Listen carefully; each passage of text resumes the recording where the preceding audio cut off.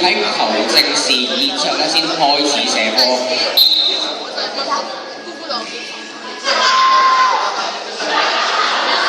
喺呢個慢波嘅策略似乎唔係好成功喎。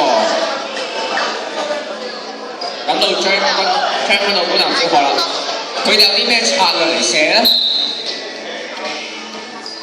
都係慢波。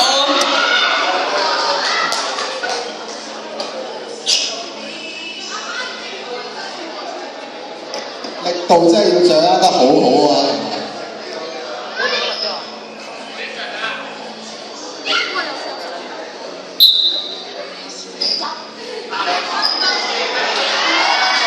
大家都依家係見到呢個慢波嘅攻勢喎出嚟。原來咧好高力度，雖然喺手面咧。